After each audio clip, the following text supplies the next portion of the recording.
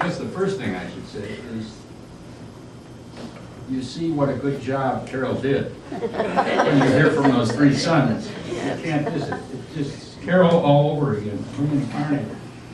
Just a couple, one message I wanted to read there from about a couple planned and want to be. I'm writing to tell you that Harvey and I will not be able to come to the memorial on Saturday. I was diagnosed with stage 1 lung cancer, and I'm having it removed on Monday.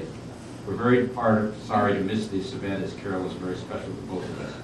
Please give our regrets to the whole family, and again, we're sorry not to be there. We love Carol dearly and miss her very much. Thelma and Harvey Shaps, they were our first friends in our neighborhood when I got out of the Air Force. The other message I got was, Dear Dave, as your family and friends gather tomorrow to celebrate Carol's life, Ann Forsythe, Mike Zub, and I want you to know that our thoughts are with you and wish we could be there with you. Your life together was blessed. Carol gave so much to those she touched. To be together tomorrow with those who knew her best and loved her, enriched will be special with affection, friendship, Jim Moses, President Melville. I was sort of thrashing around all week trying to figure out what to say, and out of the internet comes a message from one of Carol's first friends, and it's beautifully written, and you would expect it to be. This lady went on, after she and Carol were in kindergarten and high school all together, she went on and got a PhD in English and became head of the English department at Oberlin College in Ohio. So if that person can't write, nobody can. Anyway, she titled this, Brush Teeth, Make Bed, Say Prayers. So read a small sign in careful child's print, taped to the mirror of the bathroom of Carol and Sue's bedroom in the home on Cumberland Avenue in Parkridge, Illinois. Brush your teeth, make your bed, say your prayers. I can still see in my mind's eye that reminder of daily duties, still see the comfortable bedroom beyond with its second-story views and neatly placed dolls, and Carol with her boxy black curls and merry eyes. She was my first friend, the child in first grade who smiled at me and said, let's play. I'm a very shy girl who only recently moved to Park Ridge. She was the first person I knew called Carol, and I then and ever since have associated the name with Christmas Carol. I think because of her joy. She was serious about the invitation. Through grade school, we played in her house, her basement, her bedroom, my house, the school playground. We worked seated side by side in our classrooms, solving arithmetic problems together, painting easels in the back of the room, and special projects. In the 5th grade, we decided to travel to England together, earning our passage by becoming quiz kids. The jeers of a fellow classmate who caught us studying the Be a Quiz Kid poster on the school bulletin board squelched that notion, and we dedicated our allowances to more immediate pleasures like Green River sodas at PFO's drugstore and trading car packs. Work or play, Carol gave it her all, always. I marveled at her enthusiasm and tenacity, hope. I was surprised and grateful that this extremely popular kid would remain a loyal friend to me. And I was struck early on by her clarity and independence of thought, her judgment, her charity. I sensed even then these qualities were somehow connected to that early self-instruction. Brush teeth. Carol took care of herself and others. She strove for healthy habits, otherwise known as virtues, and reinforced them in all of us. It wasn't just another discipline, though Carol had plenty of that, but had to do with her desire to be truly a good person and to also help others become the best of themselves. So she believed in the essential goodness of each person, that when people failed to follow the rules or treat others well, I remember her being genuinely baffled, but never defeated. Make bed.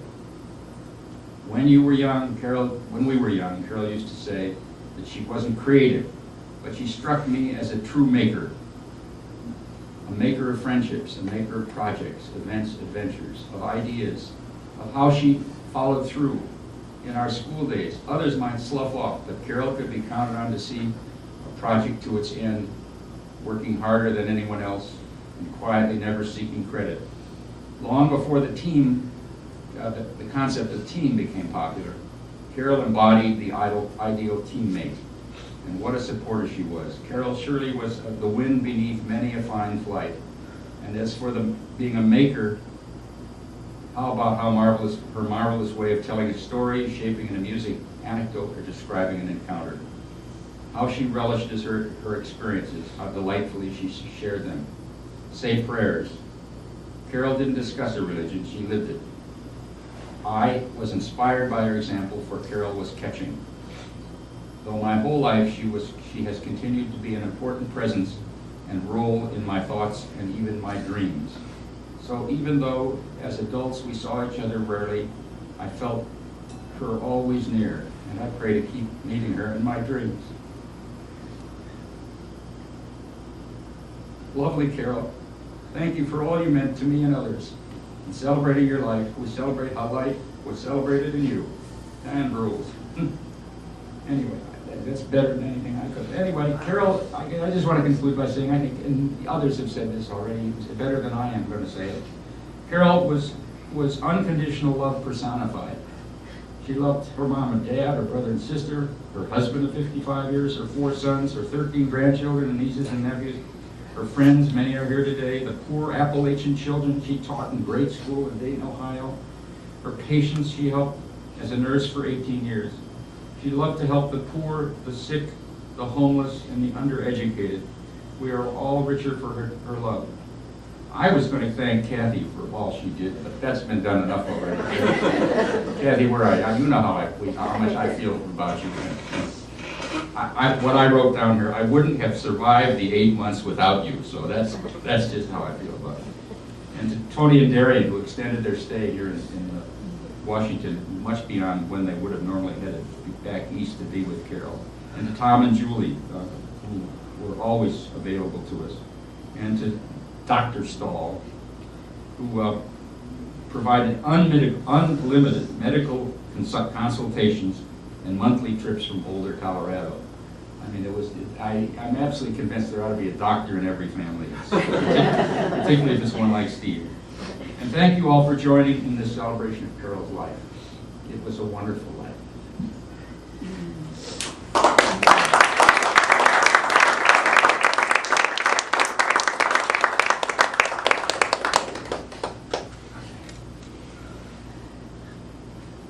I think we're done with this part. And I don't think I can do any more. It is our hope that everyone will stick around, have a drink, have some food. We had asked you in an email to think about a particular story that you remember about my mom. We'd love to hear those. We'd love you to share them with each other, and keep thinking about her and all she meant for us. And thank you all so much for coming. Thanks.